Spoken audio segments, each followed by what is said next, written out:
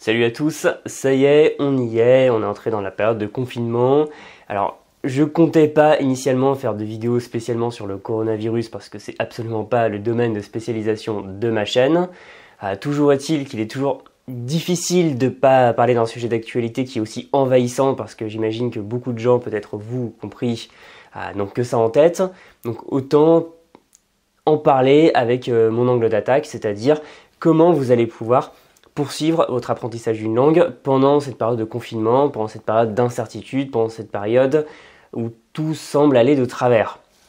Et c'est normal de se sentir déboussolé parce que c'est vraiment un type d'événement rare. Enfin, je pense que dans l'histoire récente, on n'a pas vu ça. C'est-à-dire que tout à coup, en Europe, alors qu'on se sentait toujours protégé de manière sanitaire, et bien là, tout à coup, rien ne va plus, on se retrouve assigné à résidence. De par l'ampleur de la chose, c'est-à-dire qu'en quelques mois à peine, c'est parti du fin fond de la Chine et c'est arrivé chez nous, par l'ampleur de la population touchée, c'est-à-dire qu'on est quand même sur des dizaines de milliers de gens qui sont contaminés, par aussi le caractère international, c'est-à-dire comme une forme de jeu de domino, les pays se refilent la maladie littéralement, et après l'Italie, l'Espagne, on se retrouve maintenant dans cette situation.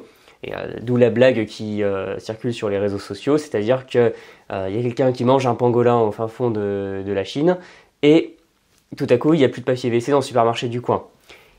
Voilà, c'est ça, c'est vraiment le moment où notre vie est chamboulée, où par exemple vous allez vous retrouver à pas pouvoir aller travailler, vous allez vous retrouver à pas pouvoir aller à la fac, et là vous êtes chez vous, coincé, et vous vous dites bon, qu'est-ce que je fais maintenant ?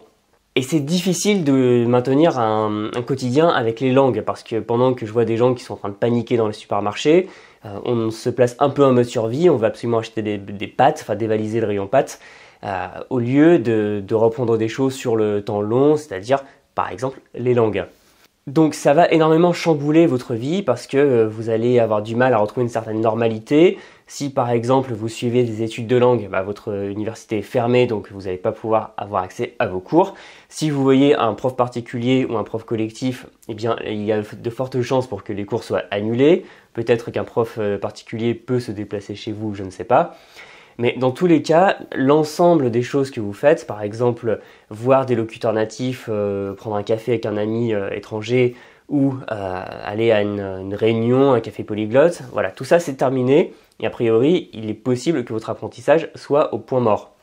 Donc comment faire, surtout dans cette ambiance qui est stressante, qui est délétère, où on voit sans arrêt des chiffres qui explosent, où on voit à chaque fois des annonces tous les 2 jours, comment arriver à se recentrer sur l'essentiel et à ne plus être dans l'immédiat, c'est-à-dire vraiment le mode survie, et à revenir à quelque chose de plus serein qui va vous permettre d'avoir l'esprit à apprendre des langues. Et surtout pas céder à la démotivation, vous allez abandonner pendant plusieurs semaines, ou alors vous dire c'est pas grave, je vais attendre que ça aille mieux, j'ai pas la tête à ça en ce moment, parce qu'on ne sait pas vraiment quand et comment ça va aller mieux. Donc autant de toute façon faire contre mauvaise fortune bon cœur et vous y mettre tout de suite. Parce que surtout ce que je vais vous éviter comme erreur, qui peut vite arriver, c'est de tout laisser tomber. C'est de remettre à plus tard, vous dire bon c'est pas grave, dans 2 mois ça ira mieux, je me remettrai à l'anglais, l'espagnol, l'italien, etc. Non, parce que le quand ça ira mieux, c'est abstrait, alors que le maintenant, c'est concret. Donc il faut rester dans le maintenant, il faut continuer chaque jour à apprendre une langue. Ensuite, parce que vous allez le regretter, parce que dans 1 mois, 2 mois, 6 mois, quand ce sera terminé, vous allez vous dire « Ah, si seulement j'avais passé tout ce temps à continuer sur ma langue cible, alors que je ne l'ai pas fait. » Donc n'ayez pas de regrets, encore une fois, c'est le maintenant qui est concret. Et aussi, c'est peut-être le meilleur moment parce que si vous étiez dans un travail ou des études et que tout à coup vous êtes dans une situation où vous n'avez plus rien à faire, eh bien vous avez énormément de temps libre et vous avez peut-être moins d'autres activités, que ce soit des activités professionnelles, de votre vie étudiante, voire sociale. Donc voilà, vous avez moins de choses à faire, plus de temps pour en faire d'autres, donc pourquoi ne pas consacrer ça aux langues ? Et justement, ça vous fournit un cadre vraiment parfait pour rester concentré. Comme ça, vous vous mettez à apprendre des langues, vous ne restez pas sur BFM Télé à regarder l'actualité avec un air angoissé. Vous passez pas tout votre temps devant Netflix. Bon, les séries, ça peut être pas mal pour apprendre les langues, mais au moins vous vous y mettez. Donc on va voir comment facilement, parce que c'est encore plus facile à faire qu'avant, vous mettre ou vous remettre à une langue, continuer à le faire et ne surtout pas lâcher l'affaire. La première étape, si ce n'est pas déjà fait, ça va être de vous trouver un créneau par exemple un peu le matin, un peu l'après-midi, uniquement pour les langues et de vous y tenir. Si jusque-là vous n'aviez pas eu encore la possibilité de vous trouver un moment pour apprendre les langues, eh bien faites-le maintenant. Parce que ce qu'il faut savoir, c'est que quand on a du temps vide, du temps libre à foison, eh bien la nature a horreur du vide et généralement on va le remplir avec des activités peu productives. En gros, souvent regarder la télé et s'ennuyer. Alors que justement, vous pouvez vous dire à telle heure je fais une langue et c'est parti. Ensuite, c'est une super occasion de devenir autonome, parce que si vous n'avez plus de prof avec vous, eh bien vous allez pouvoir apprendre à apprendre et devenir plus performant dans votre capacité à apprendre les langues par vous-même, à savoir ce qui marche pour vous, à savoir exactement quoi faire à un instant T pour vous débloquer si vous êtes bloqué ou tout simplement pour progresser. Et même si vous avez un professeur, je pense que votre professeur qui doit être dans une situation de tourmente va apprécier que vous preniez un peu les rênes de votre apprentissage et que vous lui preniez une partie de la responsabilité. Ensuite, vous pouvez passer au tout dématérialisé. Parce qu'en plus de tous les manuels, livres, etc., vous avez des applications, vous avez des ressources en ligne, que ce soit des podcasts, des séries, des ressources du style livres audio ou même des livres sur Kindle ou autre. Vous avez énormément de choses à faire.